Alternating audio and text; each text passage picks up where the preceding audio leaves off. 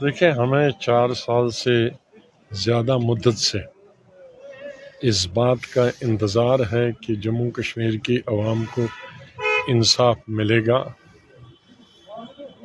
جو چیزیں ہم سے چھینی گئی تھی 370 کی شکل میں یا 35A کی شکل میں، 35A کی جو قانون تھا اس کے اندر باہر والا زمین نہیں خرید سکتا تھا، باہر والا نوکری نہیں کر سکتا، اور یہ ضروری تھا ہماری ریاست کے لیے.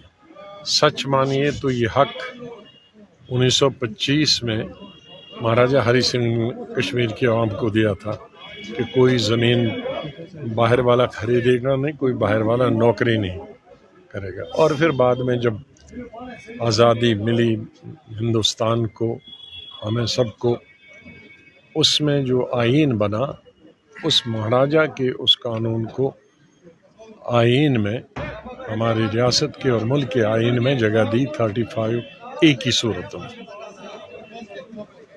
تو 1925 تو اب 1 سال میں 100 سال میں، تو ایک چیز جو 100 سال سے چل رہی تھی، جب آزادی بھی نہیں ملی تھی تب بھی تھا وہ حق ہمیں. آزادی کے ملنے کے بعد اتنی حکومتیں بدلی، کسی نے اس کو بدلا نہیں، تو ابھی بدل گیا. اور 370 اور 35A کے ساتھ جموں کشمیر کے عوام، چاہے وہ ہندو ہے، مسلمان ہے، سکھ ہے، عیسائی ہے، وہ شہری ہے، پہاڑی ہے، دیہات میں رہنے والا ہو، مزدور ہو، تجارت کرنے والا ہو، سیاستدان ہو، ان کے ساتھ جذباتی طور پر، سیاسی طور پر نہیں، جذباتی طور پہ جڑا ہے، اور اس کے ساتھ ہمارے فائدے اور نقصان بھی جڑے ہیں. تو اس لیے جموں کشمیر کی عوام کے لیے آئین 370 اور 35A آنے والے مستقبل کے لیے اور آج کے لیے بہت ضروری ہے.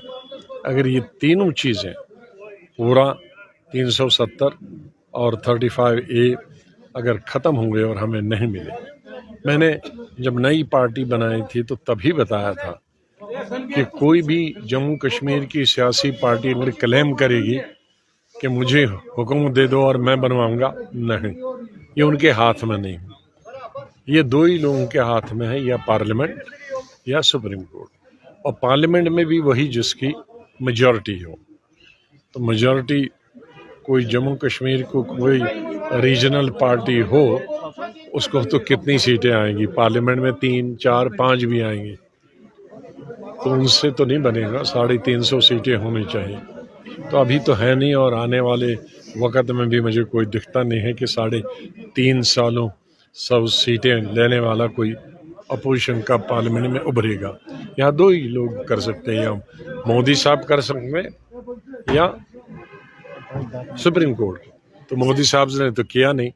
تو اس لیے 4 سال سے زیادہ مدت سے ہم سب جموں کشمیر کے عوام اس بات کا انتظار کر رہے ہیں کہ کب فیصلہ ہمارے حق میں ہوگا. تو ہم یہی توقع کریں گے اور یہی دعا کریں گے کہ سپریم آج کی جو بینچ ہے وہ بہت ہی اچھا ہے، نشپکش ہے، اور غریب عوام کا خیال رکھتے ہیں.